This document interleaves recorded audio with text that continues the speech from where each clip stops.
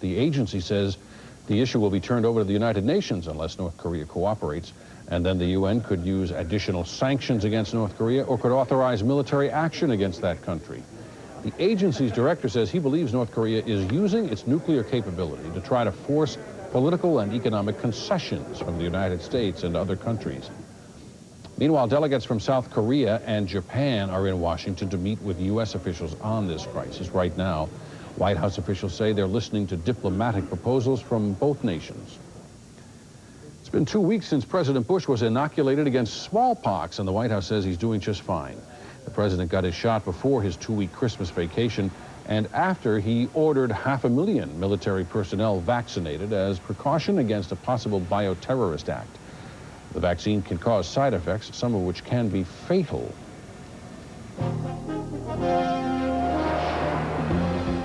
President Bush wants to end the tax that investors pay on stock dividends. It is the centerpiece to his new economic plan, which, if it passes, would mean $600 billion less for the Treasury over the next decade. The president says it's a matter of fairness and that people should not be taxed on their money twice. The president also wants to give income tax relief to Americans. He's proposing cuts which the White House says would lower the average tax bill by $1,083. The president's plan would end the tax on dividends, raise the child tax credit, reduce the marriage penalty, and extend federal unemployment benefits. The critics hadn't seen the plan. This is a plan that provides tax relief to the working citizens. It's a plan that is a very fair plan. It's a plan that recognizes when somebody has more of their own money, they're likely to spend it, which creates more jobs. Those critics the president was talking about, the Democrats, well, they have a plan too, and they say the benefits move into the economy more quickly. The plan starts with tax rebates, $600 for married couples, $300 for individual taxpayers. The $136 billion plan extends jobless benefits. It provides $10 billion to states for Homeland Security, and it gives money to the states to pay for Medicaid. Even though the president's economic stimulus plan hasn't officially been unveiled yet, Wall Street liked all the advance billing it got. Stocks rose sharply on reports that one proposal would eliminate taxes on dividends. So the Dow Jones Industrial Average ended up 171 points at 8773. The NASDAQ Composite also rose. It was up 34 points at 1421. And the S&P 500 climbed 20 points to 929. United Airlines says it's slashing prices for flights in and out of Chicago and Denver, its two big hubs. Some flights that make connections in those cities were also cut. The bankrupt carrier hoping to draw more business travelers. Some coach fares were slashed by as much as 40%. Fares on tickets purchased 7 days in advance are being cut as much as 70%.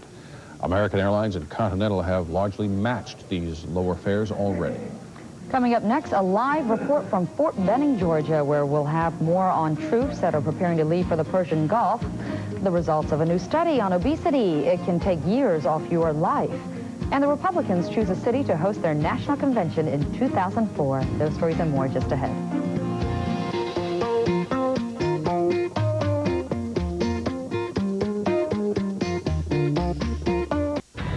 American Morning, a soap opera plot. I'm Paula Zahn. Former All My Children star Michael Nader lost his job because of drugs. Now he says he's recovered, and he's suing the network to get his job back. CNN tomorrow at 7 a.m. Tonight on CNN Primetime, at 8, Connie brings you the people making headlines. Top newsmakers and celebrities are talking to Larry at 9. And at 10, Aaron Brown takes a look at the day's hottest topics. Tonight, beginning at 8 on CNN Primetime.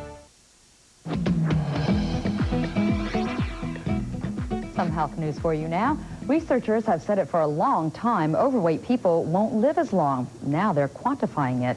Dutch researchers say that people who are overweight at age 40 will die an average 3 years sooner than people who are slim. It's the equivalent of smoking in its impact on life expectancy, and that's just being overweight. Clinical obesity is even worse.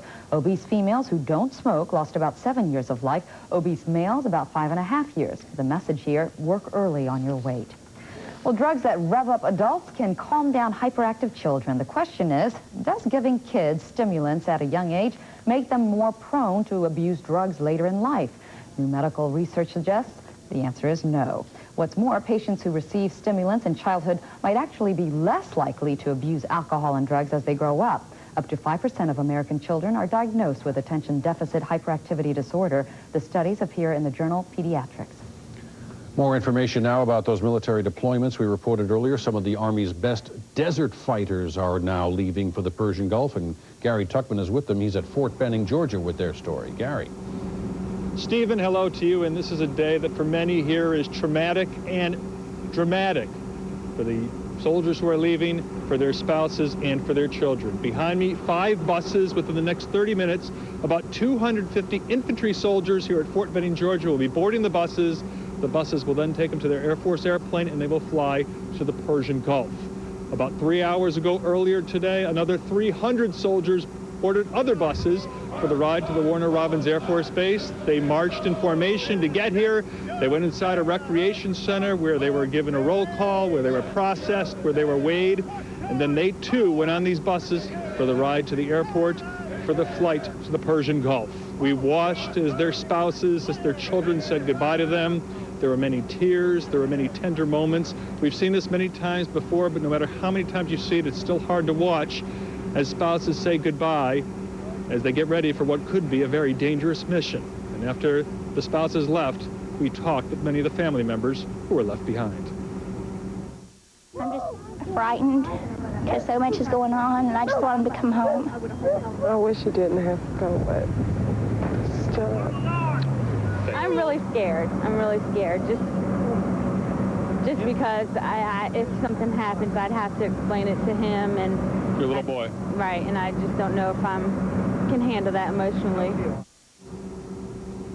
These buses will be rolling out of this parking lot here in southwestern Georgia all week. By the time the week is over, about 3,500 infantry soldiers will be in the Persian Gulf. Soldiers from here at Fort Benning, Georgia. These are the people who will fight if and when a ground war erupts in Iraq.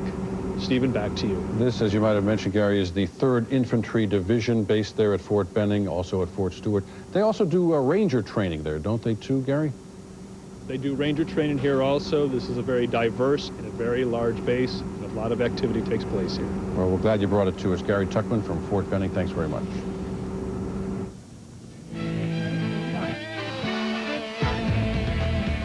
Well, it's good news for Green Bay Packers fans. Yeah, bad news if you're not. For the rest of the NFL, too. Here's Larry Smith with more in sports.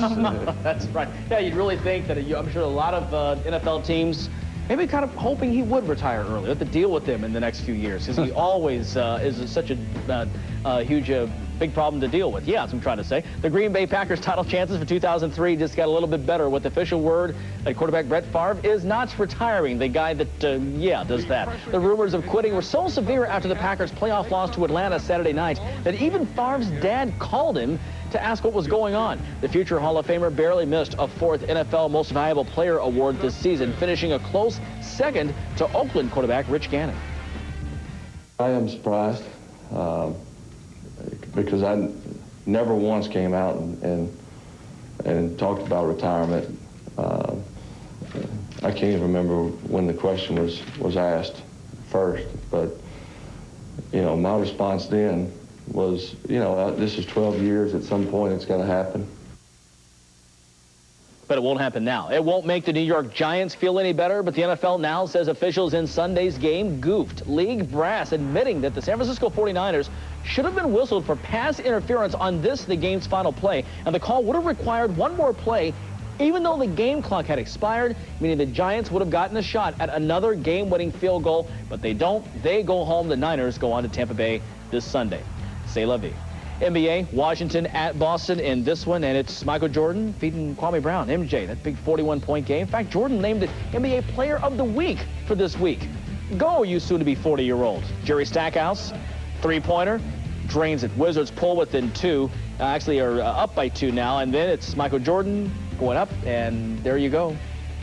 100-95, Jordan, 19 points, 11 rebounds, Stackhouse 37 in this ballgame. College basketball, 6th-ranked Notre Dame at number 5, Pittsburgh. Chris Quinn misses the three-pointer. Pitt the other way. Brandon Knight. Great passing by the Panthers. How about that? Knight with an outstanding game. Sweet dish here moments later. Knight to Ontario led, who scored 10 straight points at one point. Part of a 16-0 run as the Panthers overwhelming the Irish 72-55. Lett finishing with 20 points. Julius Page there, the 3.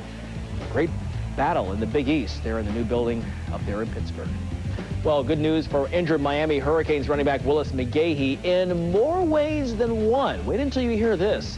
We'll have it for you next half hour in sports. We'll see you then. Right now, let's go over to Renee San Miguel to see what's coming up in Hot Wired. Renee. Well, Larry, high school students can get their kicks and have them graded without even setting foot inside a classroom. I'll tell you where right after the break.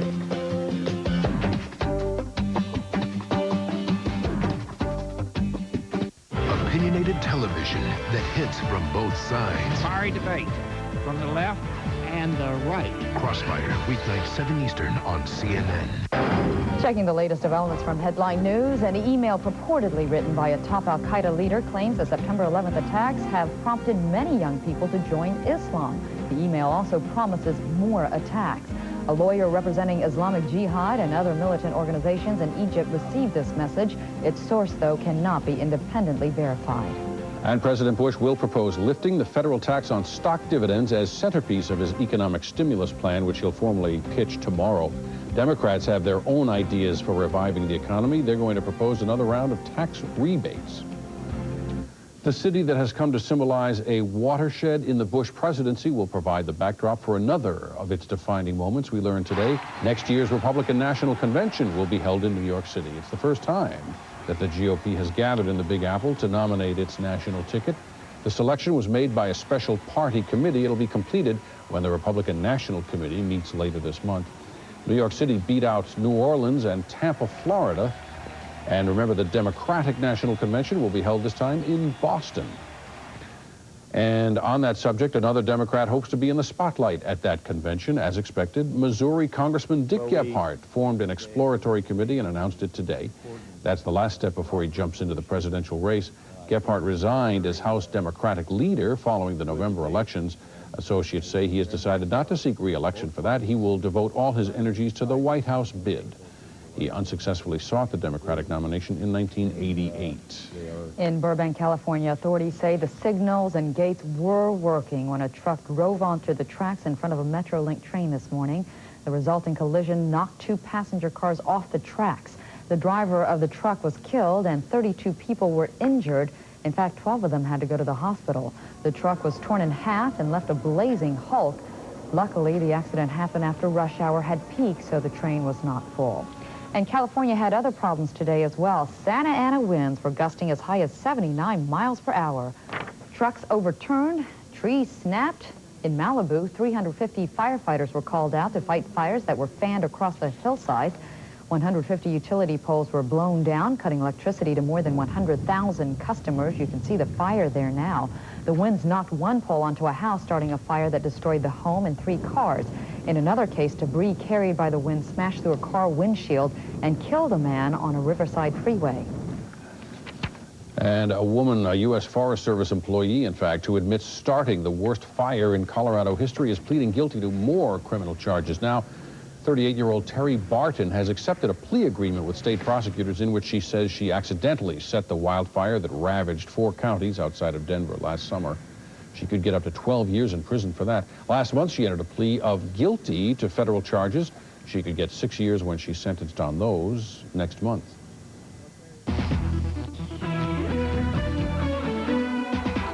High school students terrified of PE class might be a little less so after hearing this next story. And that is because physical education has moved in a totally different direction now, and Renee San Miguel's here to tell us the story. This is pretty interesting and a real switch. Cyber PE classes, you could call them.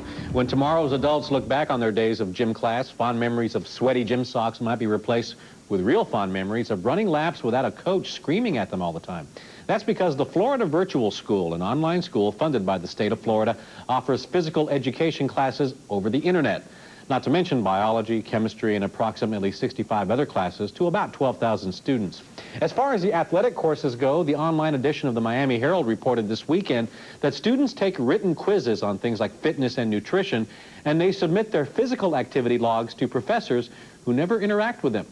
Earlier today, we spoke with Bruce Friend, the Chief Academic Officer of the Florida Virtual School. He told us the student's physical activity has to be verified by an adult, such as a parent or a coach, when submitted. And Friend told us the students have access to their professor virtually 24 hours a day through email, chat rooms, and phone calls, just not face-to-face. Friend also said most of his students carry a full load of classes at their respective high schools. They choose to go online with them for a variety of reasons. For example, if a particular class isn't offered at their real-world school, or if they are just very motivated students who want additional class credits outside of their regular school hours. We asked Friend if colleges look down on students who take online classes through the Florida Virtual School instead of getting person-to-person instruction. His response was that universities might actually look more favorably on this type of work. He said the online courses often take more time and commitment than regular classes, and that many colleges are going online themselves and like having students with experience in this interactive type of classwork. That is Hotwired for this hour. Stephen, Sophia, it's way with the future. Yeah, it really shows independence, I think, on the students' behalf. Yeah, a little bit of the honor system involved here, but you know, if you're really serious about this, you know, you'll abide by all the logging, the times, and getting a parent to sign it, that kind of thing. And it's an extension to the popular world of this kind of high-powered internet coaching that some athletes have now. That's right. Very cool. Thanks, Renee. You bet. We'll be right back. Stay with us, please.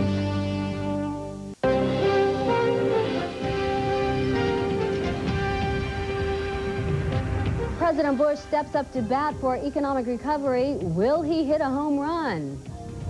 Malibu homes are evacuated as flames roar through hundreds of acres. And it had been in a Chicago church all along, but find out why it took years to discover this treasure.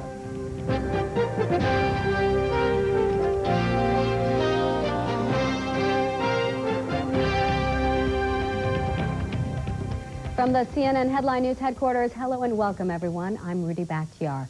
We start this half hour off with the economy. It's often still described as faltering, stumbling, or just plain weak. But look out, because now Washington is promising to do something about it one way or another. President Bush discussed his economic stimulus program with his cabinet members on Monday. On Tuesday, he's going to unveil the details of the plan, which is projected to cost about $600 billion over 10 years. It calls for the elimination of taxes on stock dividends, and the White House says it will offer 92 million taxpayers an average tax cut of about $1,000 this year. Well, Democrats say the approach favors the rich and will drive up the federal budget deficit. But the president is calling the criticism premature.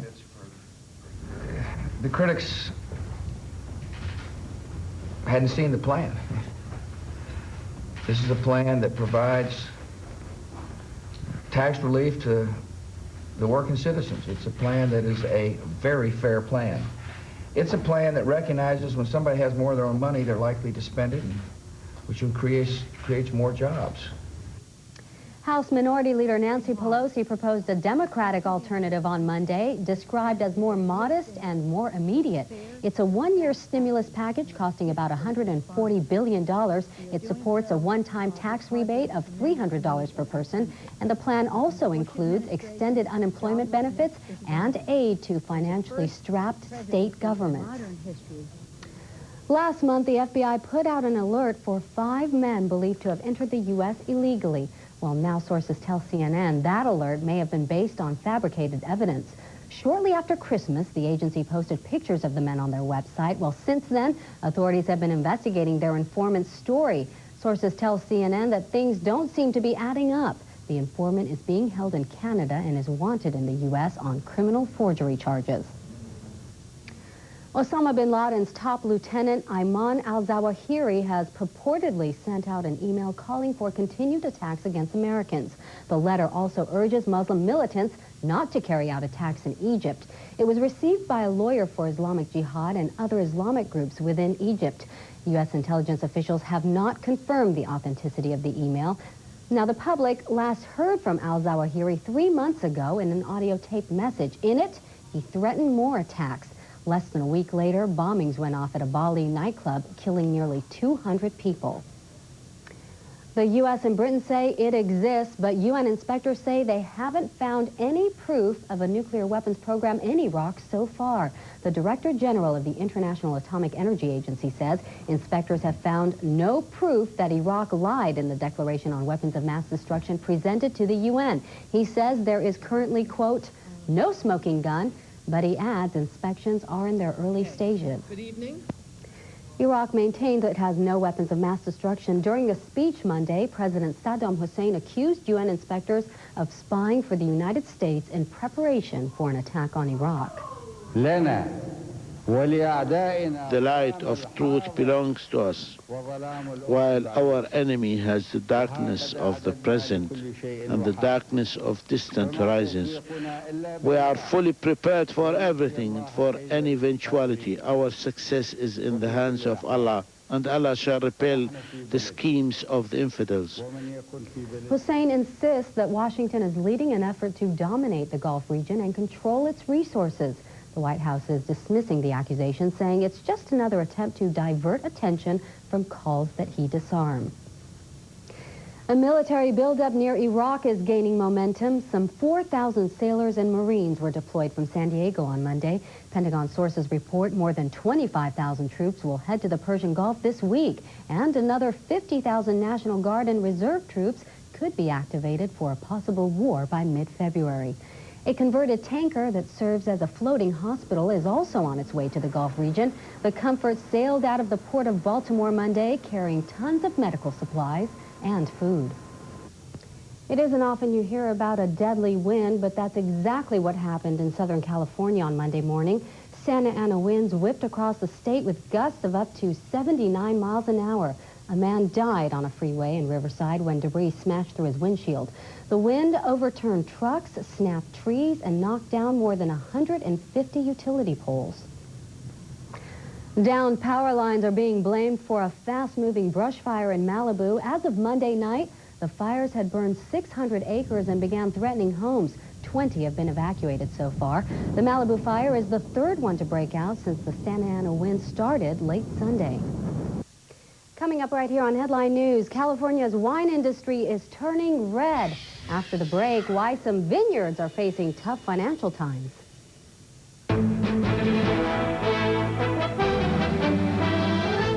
I'm Lou Dobbs. Stocks today soared on Wall Street ahead of the president's economic stimulus plan. The Dow up 172 points. The Nasdaq rose 35. Light sweet crude oil down nearly $1 on news that OPEC is ready to raise production. Watch Moneyline weeknight 6 p.m. Eastern right here on CNN.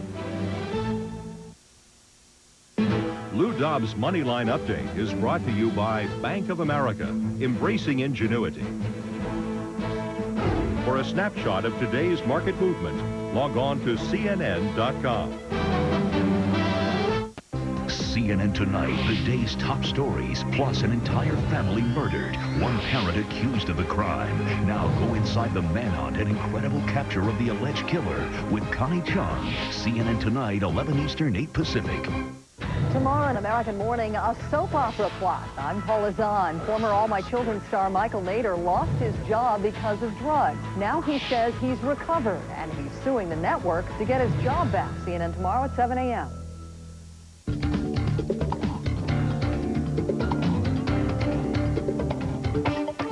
Two big companies are facing claims that they illegally gave China technology to build weapons, but the case against them isn't so clear-cut. Kitty Pilgrim takes a look at the complicated way in which the government oversees what items are going overseas. Certain types of aluminum tubing used for bicycles, computer chips in toys like PlayStation 2, telecom equipment, certain semiconductors, some medical equipment, all can be used to make weapons, so-called dual-use technologies. U.S. companies are constantly required to make sure they are not exporting anything that is restricted. The State Department is accusing Hughes Electronics and Boeing of illegally giving space technology to China in the mid-1990s. L'Oreal reached a settlement on a similar issue a year ago, paying a $20 million fine. L'Oreal Corporation, which was another corporation involved in the data transfers, actually, in a plea bargain, admitted to some of those and paid some fines. Hughes has refused to do that. I think that what's happening now with State Department filing this claim against Boeing and Hughes is more political in that it's seeking to resurrect an old case, put it under rules that were changed after the fact, and let the business community know that state in particular and the Defense Trade Control's office is going to be very hard on people when it comes to letter of the law adherence to the international trade and arms regulations. But keeping track of what is restricted is a nightmare. The State Department is the chief regulator, but the Defense Department and the Commerce Department also help regulate the issue, and a raft of other agencies weigh in, from the FAA to NASA. The U.S. Customs Service is also on the lookout for illegal exports in their Shield America program, intercepting tens of millions of dollars worth of restricted goods every year. It's spread among many bureaucracies. No one's quite sure who has the final word. Right now, I mean, if we were to go by the books, we would have monitors chasing college textbooks and LLB night goggles. Experts say the solution is to have industry sit down with government regulators and find a way to make the regulations work without handicapping commerce and the ability of U.S. companies to compete. But that won't be easy. Kitty Pilgrim, CNN Financial News, New York. California's wine industry is turning sour, and the economy's not the only thing to blame. Overproduction of grapes and an influx of cheap imports from Australia, South America, and South Africa are driving down wine prices in the United States. That's cutting into vineyards' profits and forcing some small businesses into bankruptcy. Also, the popularity of wine, which boomed during the 90s, seems to be slipping for the first time since a recession 10 years ago. Holiday sales of California wines fell in nearly all categories.